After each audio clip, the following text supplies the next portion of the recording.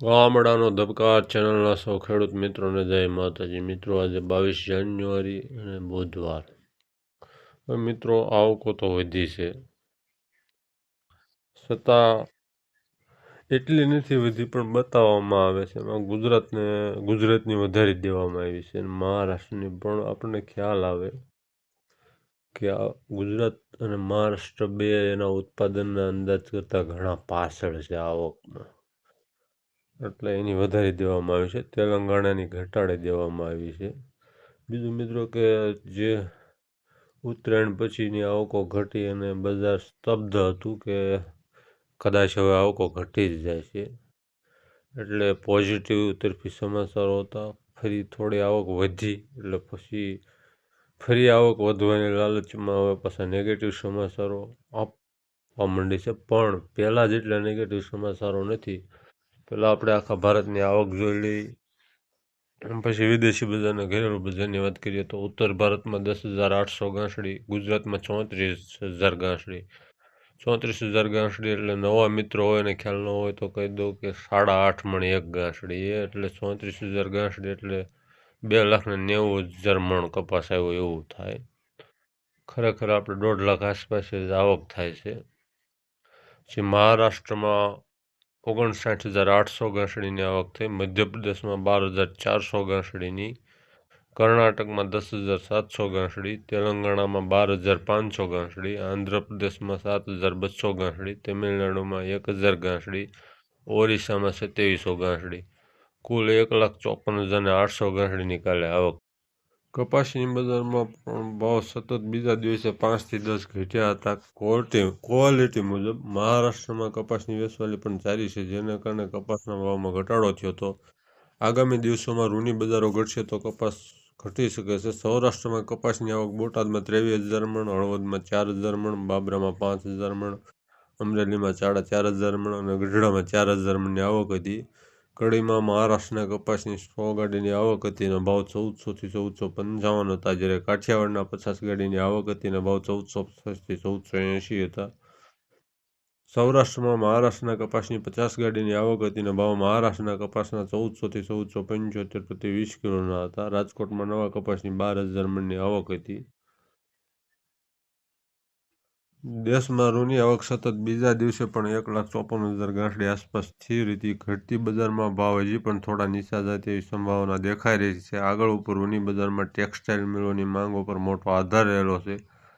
ગુજરાતમાં શંકર રૂના ભાવ 29 mm length અને 3.8 માઇકની શરતેના ભાવ ₹50 વધી 53,400 થી 53,800 હતા, જ્યારે કલ્યાણ રૂના ભાવ ₹50 ઘટીને ખાંડીના 41,400 થી 41,700 હતા. કપાસિયા ખોળની બજારમાં ભાવ સ્થિર હતા. બેન્ચમાર્ક ખોળ વાયદો ₹2 વધી 2771ની સપાટી પર બંધ્યો હતો.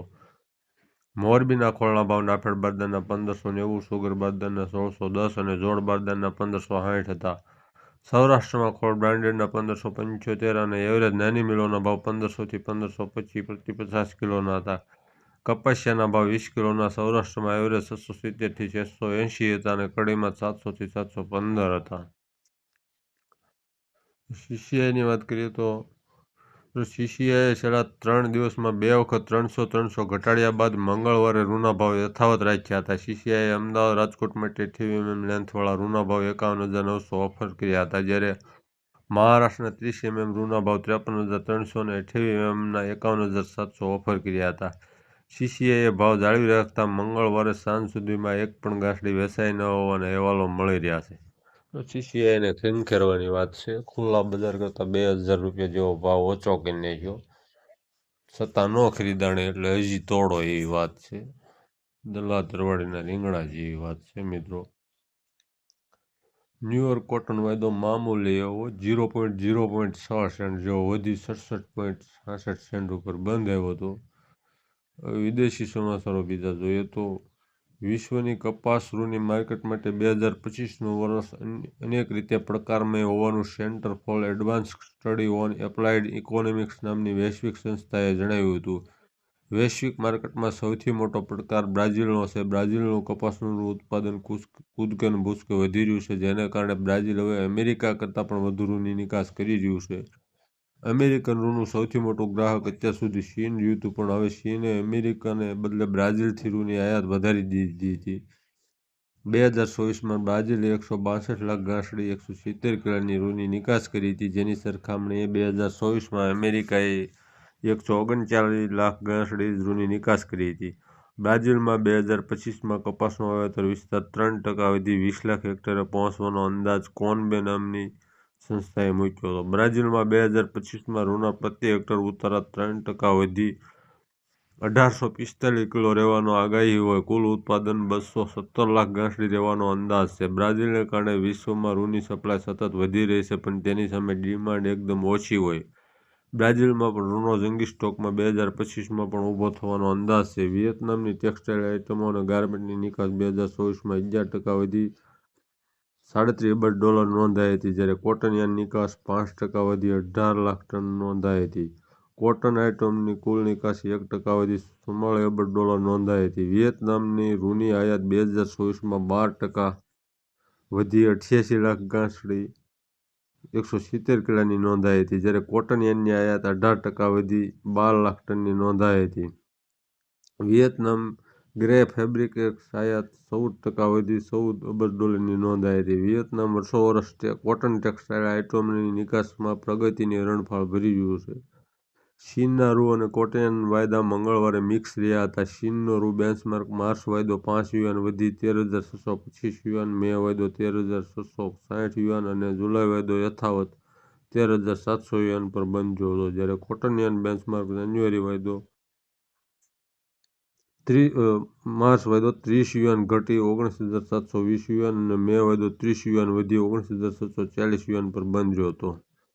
ભારતમાં ઓનલાઈન ખરીદીનો ટ્રેન્ડ સતત વધી રહ્યો હોય અને ઓનલાઈન ખરીદીની સ્પર્ધા વધી રહી હોય. 2030 સુધીમાં ઓનલાઈન ગાર્મેન્ટનું સેલ્સ 15% વધવાની આગાહી રેટિંગ એજન્સીએ કરી હતી.